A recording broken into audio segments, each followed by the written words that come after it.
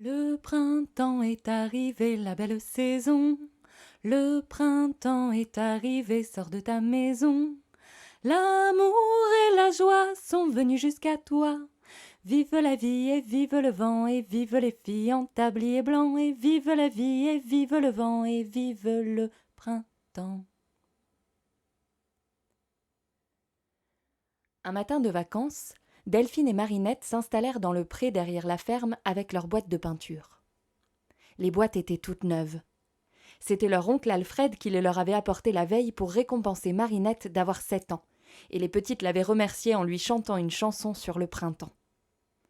L'oncle Alfred était reparti tout heureux et tout chantonnant, mais il s'en fallait que les parents eussent été aussi satisfaits.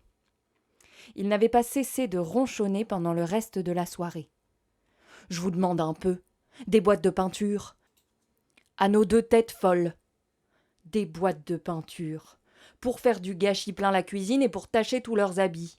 Des boîtes de peinture. Est-ce qu'on fait de la peinture, nous ? En tout cas, pour demain matin, il n'est pas question de peinture lurée. Pendant que nous serons au champ, vous cueillerez des haricots dans le jardin et vous irez couper du trèfle pour les lapins. » Le cœur serré, les petites avaient dû promettre de travailler sans même toucher à leur boîte de peinture. Le lendemain matin, donc, après le départ des parents, elles allaient au jardin cueillir des haricots lorsqu'elles firent la rencontre du canard qui ne manqua pas de remarquer leur mine consternée. C'était un canard qui avait beaucoup de cœur. « Qu'est-ce que vous avez, petite ? » demanda-t-il. « Rien, » répondirent les petites, mais Marinette renifla et Delphine renifla aussi. Et comme le canard les pressait amicalement, elles parlèrent des boîtes de peinture, des haricots à cueillir et du trèfle à couper. Cependant, le chien et le cochon qui rôdaient alentour s'étaient approchés pour les écouter et leur indignation ne fut pas moins vive que celle du canard. « C'est révoltant !» déclara celui-ci. « Voilà des parents qui sont bien coupables. Mais ne craignez rien, petite, et allez peindre tranquillement. Je me charge, avec l'aide du chien, de cueillir vos haricots. » « N'est-ce pas, chien ? » ?»« Bien sûr, » fit le chien. « Et pour le trèfle, » dit le cochon, « vous pouvez compter sur moi. Je vais vous en couper une belle provision. » Les petites étaient bien contentes. Sûres que les parents n'en sauraient rien et après avoir embrassé leurs 3 amis, elles s'en allèrent sur le pré avec leur boîte de peinture. Comme elles emplissaient le godet d'eau claire, l'âne vint à elles du fond du pré. « Bonjour les petites. Qu'est-ce que vous faites avec ces boîtes ?» Marinette lui répondit qu'elle se préparait à peindre et lui donna toutes les explications qu'il souhaita. « Si tu veux, ajouta-t-elle, je vais faire ton portrait ?»« Oh oui, je veux bien, » dit l'âne. « Nous les bêtes, on n'a guère l'occasion de se voir tel qu'on est. » Marinette fit poser l'âne de profil et se mit à peindre. De son côté, Delphine entreprit le portrait d'une sauterelle qui se reposait sur un brin d'herbe. Appliquées, les petites travaillaient en silence, tirant la langue du côté où penchait la tête. Au bout d'un moment, l'âne, qui n'avait pas encore bougé, demanda « Je peux aller voir ?» « Attends, » répondit Marinette, « je suis en train de faire les oreilles. »« Ah bon ? Ne te presse pas. À propos des oreilles, je voudrais te dire, elles sont longues, c'est entendu, mais tu sais, pas tellement. »« Oui, sois tranquille, je fais juste ce qu'il faut. » Cependant, Delphine venait d'avoir une déception. Ayant peint la sauterelle et le brin d'herbe, elle s'était avisée que l'ensemble au milieu de la grande feuille de papier blanc manquait d'importance, et elle avait entrepris de l'étoffer avec un fond de prairie. Par malheur, le pré et la sauterelle étaient d'une même couleur verte, en sorte que l'image de l'insecte se perdit dans la verdure et qu'il n'en resta plus rien. C'était ennuyeux. Marinette ayant achevé son portrait, l'âne fut convié à le venir voir et s'empressa. Ce qu'il vit ne manqua pas de le surprendre. « Comme on se connaît mal, » dit-il avec un peu de mélancolie. « Je n'aurais jamais cru que j'avais une tête de bouledogue. » Marinette rougit et l'âne poursuivit. « C'est comme les oreilles, on m'a souvent répété que je les avais longues, mais au point où les voilà, je n'aurais pas pensé non plus. » Marinette, gênée, rougit encore plus fort. Il est vrai qu'à elle seule, les oreilles du portrait avaient presque autant d'importance que le corps. L'âne continuait à examiner la peinture d'un regard plutôt attristé. Tout à coup, il eut comme un sursaut et s'écria. « Qu'est-ce que ça veut dire ? Mais on ne m'a fait que 2 pattes !» Cette fois, Marinette se sentit plus à l'aise et répondit: « Bien sûr, je ne voyais que 2 pattes. Je ne pouvais pas en faire plus. »« C'est très joli, mais enfin, j'ai 4 pattes, moi. »« Non, intervint Delphine. De profil, tu n'as que 2 pattes. » L'âne ne protesta plus, il était froissé. « C'est bon, dit-il en s'éloignant. Je n'ai que 2 pattes. »« Voyons, réfléchis un peu. »« Non, non, je n'ai que 2 pattes et n'en parlons plus. » Delphine se mit à rire et Marinette rit aussi, quoiqu'elle eût un peu de remords. Puis, oubliant l'âne, elles songèrent à trouver d'autres modèles. Vinrent à passer les 2 bœufs de la maison qui traversaient le pré pour aller boire à la rivière. C'étaient 2 grands bœufs tout blancs, sans une tache. On leur expliqua ce qu'était de peindre et ils demandèrent qu'on voulût bien faire leur portrait. Mais instruite par l'aventure de la sauterelle, Delphine secoua la tête. « Ce n'est pas possible, vous êtes blanc, donc de la même couleur que le papier. On ne vous verrait pas, blanc sur blanc, c'est comme si vous n'existiez pas. » Les bœufs se regardèrent et l'un d'eux prononça d'une voix pincée: « Puisque nous n'existons pas, au revoir. » Les petites en restèrent tout interloquées. C'est alors qu'entendant derrière elles des éclats de voix, elles virent arriver le cheval et le coq qui étaient à se chamailler. « Oui, monsieur, disait le coq d'une voix furieuse, plus utile que vous et plus intelligent aussi. Et n'ayez pas l'air de ricaner, s'il vous plaît, parce que moi, je pourrais bien vous flanquer une correction. » Petit brimborion, laissa tomber le cheval. Brimborion, mais vous n'êtes pas si grand que ça. Je me charge de vous le faire voir un jour, moi. Les petites voulurent s'interposer, mais elles eurent beaucoup de mal à faire taire le coq. Ce fut Delphine qui arrangea les choses en offrant aux 2 adversaires de faire leur portrait. Tandis que sa sœur faisait celui du coq, elle entreprit celui du cheval.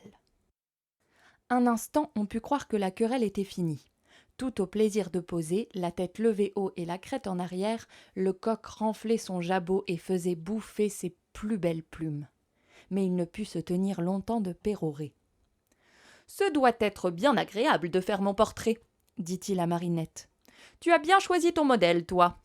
Ce n'est pas que je veuille me flatter, mais mes plumes ont vraiment des couleurs adorables. » Longuement, il vanta son plumage, sa crête, son panache, et ajouta en jetant un coup d'œil au cheval. « Évidemment, je suis mieux fait pour être peint que certaines pauvres bêtes d'un poil triste et uni. »« Il convient aux bestioles d'être ainsi bariolées, » dit le cheval. « Cela leur permet de ne pas passer tout à fait inaperçus. »« Bestiole vous-même » s'écria le coq en s'ébouriffant, et il se répandit en injures et en menaces, de quoi le cheval ne fit que sourire. Cependant les petites peignaient avec ardeur. Bientôt les 2 modèles purent venir admirer leur portrait. Le cheval parut assez satisfait du sien. Delphine lui avait fait une très belle crinière, hérissée et longue à merveille, et qui semblait la dépouille d'un porc-épic, et aussi une queue bien fournie en gros crins dont plusieurs avaient la grosseur et la belle tenue d'un manche de pioche. Enfin, ayant posé de 3/4, il avait la chance d'avoir ses 4 membres. Le coq n'était pas à plaindre non plus. Pourtant, il eut la mauvaise grâce de prétendre que son panache avait l'air d'un balai usagé. Le cheval, qui était alors occupé de son portrait, jeta un coup d'œil sur celui du coq et fit une découverte qui l'emplit aussitôt d'amertume. « À ce que je vois, dit-il, le coq serait plus gros que moi. » En effet, Delphine, peut-être déroutée par son essai avec la sauterelle, avait fait du cheval un portrait qui tenait à peine la moitié de la feuille de papier, tandis que l'image du coq, largement traitée par Marinette, emplissait toute la page. « Le coq plus gros que moi, voilà qui est fort. »« Mais oui, plus gros que vous, mon cher, » exulta le coq. « Mais naturellement, d'où tombez-vous ? Moi, je n'ai pas attendu de voir nos 2 portraits l'un à côté de l'autre pour m'en rendre compte. »« C'est pourtant vrai, » dit Delphine en comparant les 2 portraits. « Tu es plus petit que le coq ? Je ne l'avais pas remarqué, mais c'est sans importance. » Elle comprit, mais trop tard, que le cheval était froissé. Il tourna le dos, et comme elle le rappelait, il répliqua sèchement et sans même un regard en arrière. « Mais oui, entendu, je suis plus petit que le coq, et c'est sans importance. » Sourd aux explications des petites, il s'éloigna, suivi à distance par le coq, qui ne se lassait pas de répéter « Plus gros que vous, plus gros que vous, plus gros que vous !»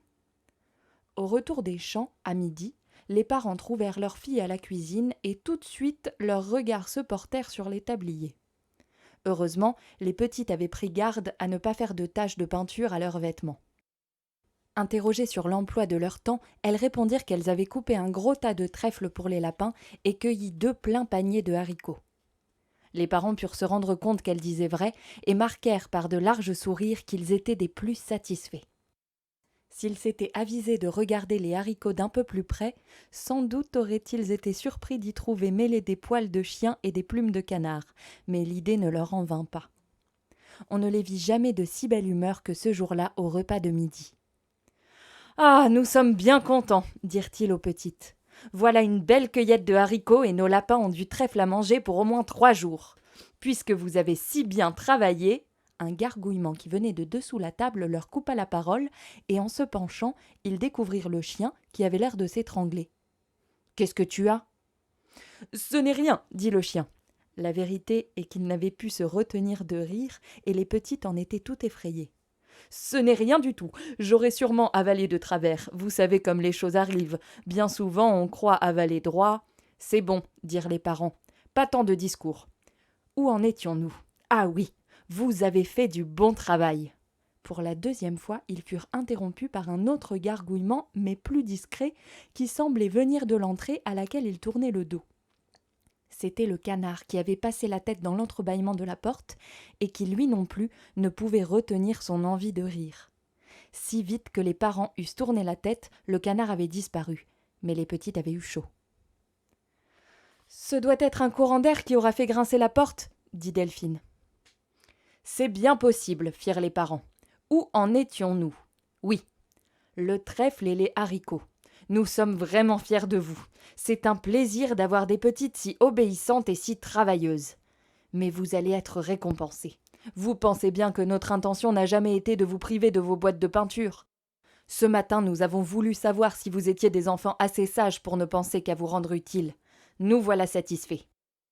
Donc maintenant, permission de peindre tout l'après-midi. » Les petites remercièrent avec des petites voix qui n'allaient pas seulement jusqu'au bout de la table. Les parents étaient si joyeux qu'ils n'y prirent pas garde, et jusqu'à la fin du repas, ils ne firent que rire, chanter et jouer aux devinettes. « 2 demoiselles qui courent après 2 demoiselles sans jamais les rattraper. Qu'est-ce que c'est ?» Les petites faisaient semblant de chercher, car les souvenirs de la matinée et le remords qu'elles en avaient les empêchaient de s'y appliquer. « Vous ne devinez pas ? C'est pourtant facile. Votre langue au chat ? Eh bien voilà, ce sont les 2 roues arrière d'une voiture qui courent après les 2 roues de devant. » Et les parents riaient si fort qu'ils en étaient pliés en 2. Au sortir de table, pendant que les petites étaient à desservir, ils s'en allèrent à l'écurie pour détacher l'âne qui devait les accompagner au champ avec une charge de semences de pommes de terre. « Allons l'âne, il est l'heure du départ. »« Je regrette beaucoup, dit l'âne. Mais je n'ai que 2 pattes pour vous servir. » « 2 pattes, qu'est-ce que tu nous chantes ? » ?»« Eh oui, 2 pattes, même que j'ai bien du mal à me tenir debout. Je ne sais pas comment vous faites, vous, les gens. » Les parents s'approchèrent et, regardant l'âne de plus près, virent qu'il n'avait plus, en effet, que 2 pattes, une devant et une derrière. « Par exemple, voilà qui est curieux, une bête qui avait pourtant ses 4 pattes ce matin encore. Allons voir les bœufs. » L'écurie était sombre et au premier coup, on y voyait assez mal. « Eh bien, les bœufs, firent les parents de loin. C'est donc vous qui viendrez au champ avec nous ? » « Sûrement pas, répondirent 2 voix de la pénombre. Nous en sommes bien fâchés pour vous, mais nous n'existons pas. Vous n'existez pas. Voyez plutôt. En effet, s'étant approchés, les parents virent que le compartiment des bœufs était vide. À l'œil comme au toucher, on ne distinguait rien d'autre que 2 paires de cornes qui flottaient dans les airs à la hauteur du râtelier. « Mais qu'est-ce qui se passe donc dans cette écurie ? C'est à devenir fou. Allons voir le cheval. » Celui-ci logeait tout au fond de l'écurie, là où il faisait le plus sombre. Eh bien, bon cheval, es-tu prêt à nous suivre au champ ? À votre service, répondit le cheval. Mais s'il s'agit de m'atteler à la voiture, j'aime autant vous avertir que je suis tout petit. Allons bon, en voilà d'une autre, tout petit. En arrivant au fond de l'écurie, les parents eurent un cri de surprise. Dans la pénombre, sur la litière de paille claire, ils venaient d'apercevoir un minuscule cheval qui n'était guère plus gros en tout que la moitié d'un coq. « Je suis mignon, n'est-ce pas ?» leur dit-il. Et c'était bien un peu pour les narguer. « Quel malheur !» gémirent les parents. « Une si belle bête et qui travaillait si bien. Mais comment la chose est-elle arrivée ?» « Je ne sais pas, » répondit le cheval d'un air évasif qui donnait à penser. « Je ne vois pas du tout. » Interrogés à leur tour, l'âne et les bœufs firent la même réponse. Les parents sentaient bien qu'on leur cachait quelque chose. Ils s'enfurent à la cuisine et regardèrent un moment les petites avec un air soupçonneux. Quand il se passait à la ferme des choses qui sortaient un peu de l'ordinaire, leur premier mouvement était toujours de s'en prendre à elles. « Allons, répondez, dirent-ils avec des voix qui étaient comme des rugissements d'ogres. Qu'est-ce qui s'est passé ce matin en notre absence ? N'ayant pas la force de parler tant elles avaient peur, les petites firent signe qu'elles ne savaient pas. Cognant alors de leurs 4 poings sur la table, les parents hurlèrent. « Répondrez-vous à la fin, petite malheureuse !»« Haricots, cueillis des haricots ?» réussit à murmurer Delphine. « Couper du trèfle ?» souffla Marinette.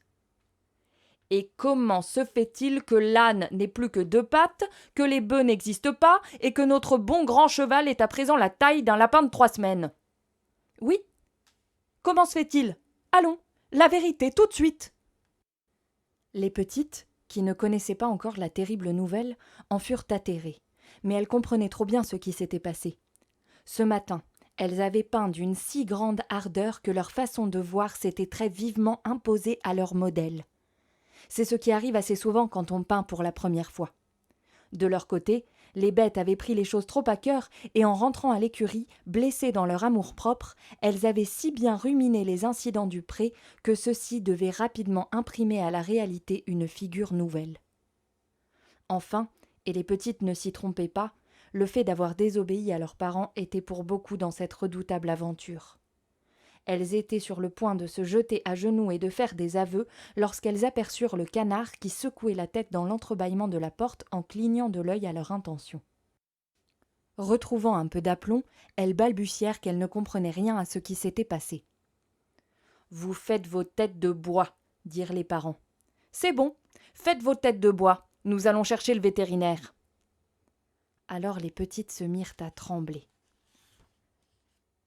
Ce vétérinaire était un homme extraordinairement habile.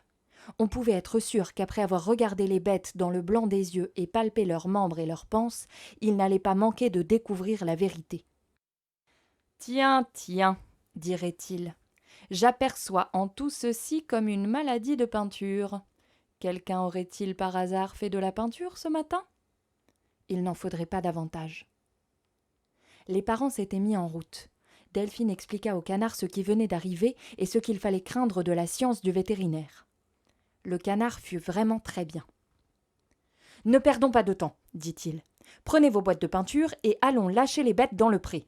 Ce que la peinture a fait, la peinture doit le défaire. » Les petites firent d'abord sortir l'âne et la chose n'alla pas toute seule, car il avait beaucoup de mal à marcher sur ses 2 pattes sans perdre l'équilibre, et il fallut, en arrivant, lui glisser un tabouret sous le ventre, faute de quoi il fût probablement tombé. Pour les bœufs, tout se fit plus simplement, et il fut à peine besoin de les accompagner. Un homme qui passait à ce moment-là sur la route éprouva bien quelque surprise de voir suspendus dans les airs 2 paires de cornes traverser la cour, mais il eut la sagesse de penser que sa vue baissait. En sortant de l'écurie, le cheval eut d'abord quelque frayeur de se trouver nez à nez avec le chien qui lui parut un animal d'une grandeur monstrueuse, mais tout aussitôt il en rit. « Comme tout est grand autour de moi, dit-il, et que c'est amusant d'être si petit. » Mais il n'allait pas tarder à changer de sentiment, car le coq, l'ayant aperçu, pauvre petit cheval, se porta sur lui d'un élan furieux et lui dit dans les oreilles : « Ah ah ! Monsieur, nous nous retrouvons. Vous n'avez pas oublié, j'espère, que je vous ai promis une correction. » Le petit cheval tremblait de tous ses membres. Le canard voulut s'interposer, mais en vain, et les petites ne furent pas plus heureuses. « Laissez donc, dit le chien, je vais le manger. » Montrant les dents, il fonça sur le coq qui partit sans demander son reste, et si loin s'en courut, malheureux coq, qu'on ne devait pas le revoir avant 3 jours et la tête bien basse. Lorsqu'il eut tout son monde sur le pré, le canard toussa pour s'éclaircir la voix et dit, s'adressant au cheval, à l'âne et au bœuf : « Mes chers vieux amis, vous n'imaginez pas combien je suis peiné de vous voir dans cette situation.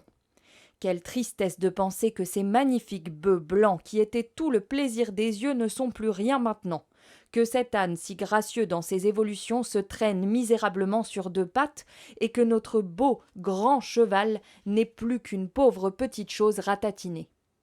On en a le cœur serré, je vous assure, et d'autant plus que cette ridicule aventure est le résultat d'un simple malentendu. Mais oui, un malentendu. Les petites n'ont jamais eu l'intention de froisser personne, au contraire. Ce qui vous arrive leur cause autant de chagrin qu'à moi, et je suis sûre que, de votre côté, vous êtes très ennuyés. Ne vous entêtez donc pas, laissez-vous revenir gentiment à votre aspect habituel. » Mais les bêtes gardaient un silence hostile. Les yeux baissés, l'âne fixait son unique sabot de devant avec un air de rancune. Le cheval, bien que le cœur lui battît encore de frayeur, ne paraissait nullement disposé à entendre raison. Comme il n'existait pas, les bœufs n'avaient l'air de rien, mais leurs cornes seules visibles et quoique dénuées de toute expression, gardaient une immobilité significative. L'âne parla le premier. « J'ai 2 pattes, dit-il d'une voix sèche. Eh bien, j'ai 2 pattes, il n'y a pas à y revenir. » Nous n'existons pas, dirent les bœufs. Nous n'y pouvons rien. Je suis tout petit, dit le cheval. C'est tant pis pour moi. Les choses ne s'arrangeaient pas, et il y eut d'abord un silence consterné. Mais le chien, fâché par ce mauvais vouloir, se tourna vers les petites en grondant. Vous êtes trop bonnes avec ces sales bêtes. Laissez-moi faire. Je m'en vais vous leur mordre un peu les jarrets. Nous mordre, dit l'âne. Ah, très bien, si on le prend comme ça. Sur quoi il se mit à ricaner, et les bœufs et le cheval aussi. Voyons, c'était pour rire, se hâta d'affirmer le canard. Le chien a simplement voulu plaisanter. Mais vous ne savez pas tout. Écoutez, les parents viennent d'aller chercher le vétérinaire. Dans moins d'1 heure, il sera ici pour vous examiner et il n'aura pas de mal à comprendre ce qui s'est passé. Les parents avaient défendu aux petites de peindre ce matin. Tant pis pour elles. Puisque vous y tenez, elles seront grondées et punies. Peut-être battues. L'âne regarda Marinette, le cheval Delphine, et les cornes bougèrent dans l'espace comme se tournant vers les petites. « Bien sûr, murmura l'âne, qu'il fait meilleur aller sur 4 pattes que sur 2, c'est autrement confortable. N'être plus aux yeux du monde qu'une simple paire de cornes, c'est évidemment bien peu, convinrent les bœufs. Regarder le monde d'un peu haut, c'était tout de même bien agréable, soupira le cheval. Profitant de cette détente, les petites ouvrirent leur boîte de peinture et se mirent au travail. Marinette peignit l'âne en prenant bien garde cette fois à lui faire 4 pattes. Delphine peignit le cheval avec à ses pieds un coq réduit à de justes proportions. La besogne avançait rapidement. Le canard en était tout réjoui. Leur portrait fini, les 2 animaux affirmèrent qu'ils en étaient pleinement satisfaits. Toutefois, l'âne ne retrouva pas les 2 pattes qui lui manquaient, pas plus que le cheval n'augmenta de volume. Ce fut pour tout le monde une vive déception et le canard eut un commencement d'inquiétude. Il demanda à l'âne s'il n'éprouvait pas au moins une démangeaison à l'endroit où manquaient les 2 membres, et au cheval s'il ne se sentait pas un peu à l'étroit dans sa peau, mais non, il ne sentait rien. « Il faut le temps, dit le canard aux petites. Pendant que vous peindrez les bœufs, tout va s'arranger, j'en suis sûre. » Delphine et Marinette entreprirent chacune le portrait d'un bœuf en partant des cornes et, pour le reste, s'en remettant à leur mémoire qui les servit assez fidèlement. Elles avaient choisi un papier gris sur lequel le blanc, qui était la couleur des bœufs, ressortait parfaitement. Les bœufs furent également très satisfaits de leur portrait qu'ils trouvaient des plus ressemblants. Mais leur existence n'en resta pas moins réduite à leurs cornes. Et le cheval et l'âne ne sentaient toujours rien qui annonçât un retour à l'ordre normal. Le canard avait du mal à cacher son anxiété, et plusieurs de ses belles plumes perdirent leur éclat. « Attendons, dit-il. Attendons. » Un quart d'heure passa et rien n'arriva. Avisant un pigeon qui picorait dans le pré, le canard alla lui parler. Pigeon s'envola et revint peu après se poser sur la corne d'un bœuf. « J'ai vu une voiture au tournant du haut peuplier, dit-il. Dedans, il y avait les parents avec un homme. « Le vétérinaire !» s'écrièrent les petites. En effet, ce ne pouvait être que lui, et sa voiture ne tarderait guère. C'était l'affaire de quelques minutes. Voyant la frayeur des petites et songeant à la colère des parents, les bêtes étaient très malheureuses. « Allons, dit le canard, faites encore un effort, pensez que tout arrive par votre faute, parce que vous avez fait vos mauvaises têtes. » L'âne se secoua de son mieux pour faire revenir ses deux pattes, les bœufs se raidirent pour exister, et le cheval avala un grand coup d'air pour se regonfler, mais rien n'y fit. Les pauvres bêtes en étaient toutes confuses. Bientôt, l'on entendit le bruit de la voiture roulant sur la route, et l'on n'espéra plus rien. Les petites étaient devenues très pâles et tremblaient de peur dans l'attente du savant vétérinaire. L'âne en eut une si grande peine qu'il s'approcha de Marinette en boitillant de ses deux pattes et se mit à lui lécher la main. Il voulut lui demander pardon et lui dire quelque chose de doux, mais trop ému, la voix lui manqua et ses yeux s'emplirent de larmes qui tombèrent sur le portrait. C'étaient des larmes de l'amitié. À peine furent-elles tombées sur le papier que l'âne sentit une assez vive douleur dans tout son côté droit et qu'il se retrouva d'aplomb sur ses 4 membres. Ce fut pour tout le monde un grand réconfort et les petites se reprirent à espérer. À vrai dire, il était bien tard, la voiture ne se trouvant plus maintenant qu'à 100 mètres de la ferme. Mais le canard avait compris. Saisissant de son bec le portrait du cheval, il le lui mit promptement sous le nez et fut assez heureux pour y recevoir une larme. Le résultat ne se fit pas attendre.